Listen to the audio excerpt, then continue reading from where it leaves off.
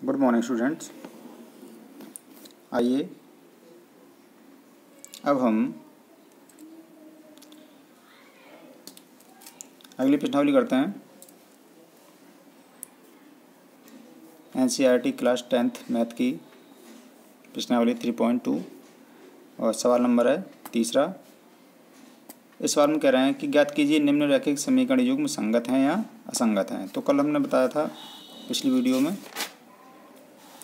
कि जब दो रेखाएं कहीं टच कर रही हैं, दूसरे को स्पर्श करती हैं, तब वो संगत होती हैं, और जब स्पर्श नहीं करती हैं तो वो क्या होती हैं, असंगत होती हैं। तो देखिए प्रतिच्छेद यहाँ पर एक दूसरे को काट रही हैं, यहाँ टच कर रही हैं, तो ये रेखाएं कैसी होंगी, संगत होंगी।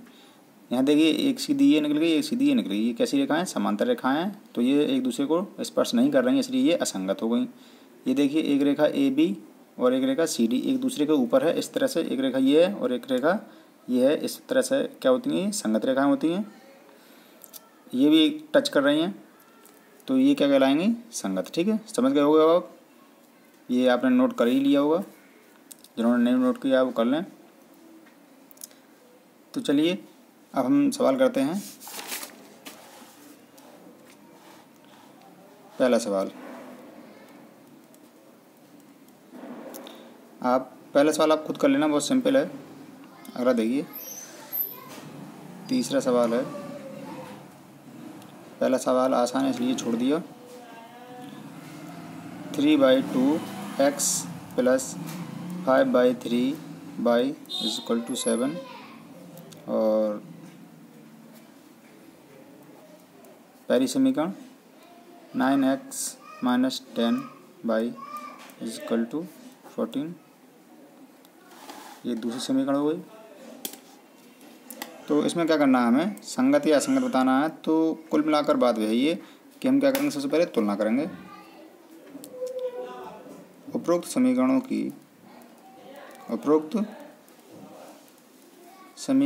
की तुलना a1x plus b1y plus c1 = 0 तथा a2x plus b2y plus c2 = 0 से करने पर तुलना कर दी जल्दी से। तो a1 b1 और c1 प्राप्त होंगे, यहाँ a2 b2 और c2 प्राप्त होंगे। ठीक है, तो हमें यही पता करना है रेखाएं प्रतिच्छेदी हैं या समांतर हैं या संगत हैं। ठीक है, तो a1 का मान देखिए यहाँ पर ध्यान से ज़रा। तो x के गुणा में जो होता है वो क्या होता है, a होता है। तो a का मान आ गया 3/2, यहाँ पर आ गया 5/3। अब ये देखिए इसे हम इधर लेकर आना पड़ेगा। ठीक है, इसे हमें इधर लाना पड़ेगा, तो जाएंगे -7। ठीक है, ये किसका मान हो गया, c1 का मान हो गया। एक स्टेप यहाँ रह गया, यहाँ लिखना चाहिए, ये वाली पहले इधर लेके आनी चाहिए। ठीक है, बराबर 0 करना चाहिए। जैसे इसके लिए 14 को इधर ले आएंगे और बराबर 0 कर देंगे। ठीक है, चलो कर ही देते हैं। यहाँ पर -7 बराबर 0 और -14 बराबर 0। ठीक है, अब ठीक है। इस तरह से हम a2 का मान हो गया 9, b2 का मान हो गया -10 और c2 का मान -14। अब क्या ज्ञात करेंगे, a1/a2, ठीक है, b1/b2 और c1/c2 ज्ञात कर लेंगे। ठीक है, तो a1 3/2 ये तो हो गया a1 का मान। a2 का मान कितना है, 9। ठीक है, इसके बटे में हम एक कर लेते हैं, तो 3/2 गुणा, भाग को हमने गुणा में बदल दिया, एक ऊपर चले जाएंगे और 9 नीचे आ जाएंगे। ठीक है, 3 एकम 3, 3 तियाँ 9, कितने हो गए, 1/2 तियाँ 6, 1/6 आ गए। ठीक है, अब इसे देखिए b1 का मान लगाइए। तो b1 का मान है 5/3। चलिए गुणा में बदल देते हैं सीधे सीधे,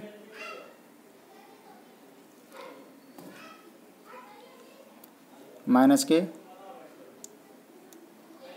10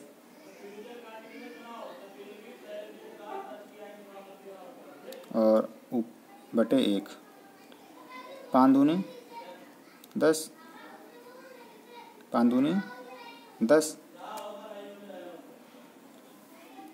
तो यहाँ पर आ गया 1/3 दूनी 6, माइनस के 6 आ गए। इसी तरह से हम निकालेंगे C1 -7 और C2 -14, माइनस माइनस कट गया और 1/2, 1/2 आ गया। ठीक है, अब आपको क्या दिखाई दे रहा है कि 1/6 1 बराबर है क्या, बताइए। A1/A2 बराबर B1/B2 है या नहीं, बताइए। तो देखिए यहाँ पर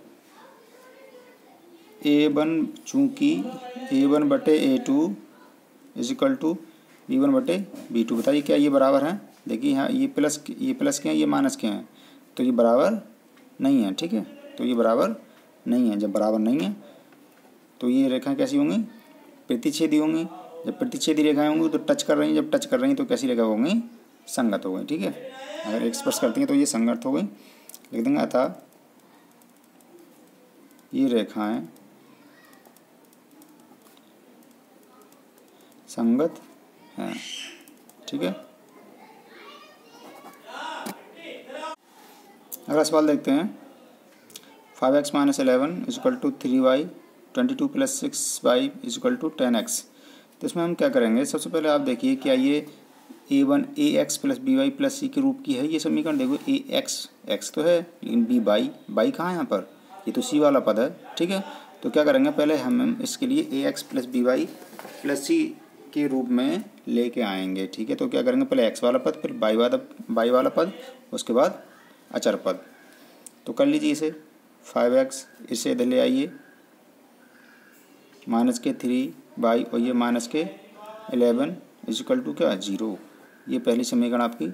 इसी तरह जैसे करिए x वाले को आगे, ये दरअसल ये सवाल जो है इस तरह से किताब में नहीं दिया था, ये हमने खुद किया है। ठीक है, ताकि आपको एक नया तरीका समझ में आ जाए। अगर इधर उधर पद पड़े हुए हैं तो आप उसे जो है कैसे एडजस्ट करें उसे। ठीक है, x वाला पद पहले ले आइए, तो माइनस के साथ आएगा -10x, फिर y वाला +6y और फिर अचर पद 22 = 0। ये आपकी समीकरण 2 आई। ठीक है, अब आपको क्या करना है, तुलना करेंगे। जब तुलना करेंगे इसकी तुलना कर देंगे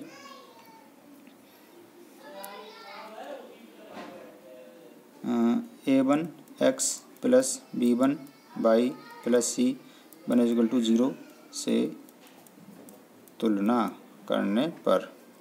तो A1 आ गया आपका कितने 5, B1 आ गया -3 और C1 आ गया -11। ठीक है, इसी तरह से यहाँ करेंगे A2x + B2y + C2 = 0 से क्या करेंगे, तुलना करने पर।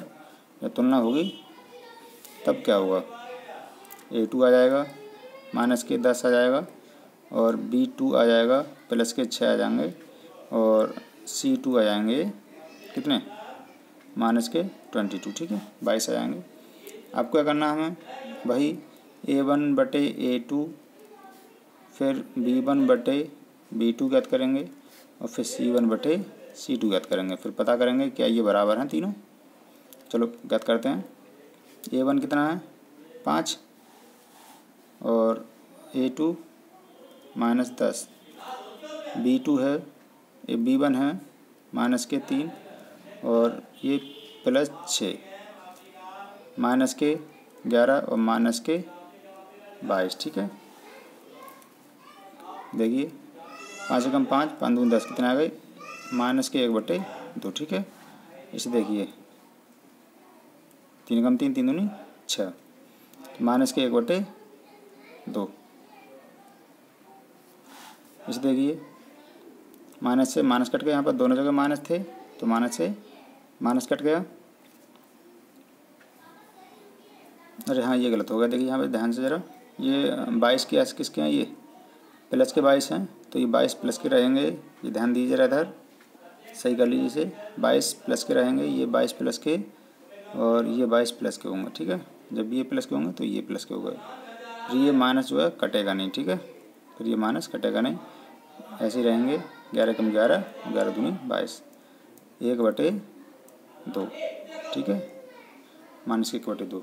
अब आपको क्या दिखाई दिया यहाँ पर, देखो ये एक -1/2, -1/2 और -1/2, तीनों क्या हैं, बराबर हैं। जब बराबर हैं तो आप समझ गए कि A1/A2 is equal to B1/B2 is equal to C1/C2। तीनों क्या हो गए, बराबर हो गए। जब तीनों बराबर हो गए तो रेखाएं कैसी होती हैं बताइए। जब तीनों बराबर हो जाते हैं तो रेखाएं कैसी होती हैं, तब रेखाएं कैसी होती हैं, संपाती होती हैं।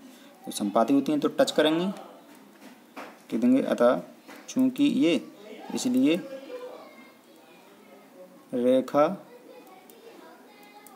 युग्म कैसा होगा, संगत होगा। अगर असंगत कब होता है, केवल एक कंडीशन में, जब रेखाएं कैसी हों, समांतर हों, ठीक है। तो यहाँ समांतर नहीं थी इसलिए संगत है, ठीक है। तो ये उम्मीद करते हैं आपको अच्छे समझ आया होगा, संगत कब होती हैं और असंगत कब होती हैं। चलिए अगला टॉपिक अगली वीडियो में देखेंगे।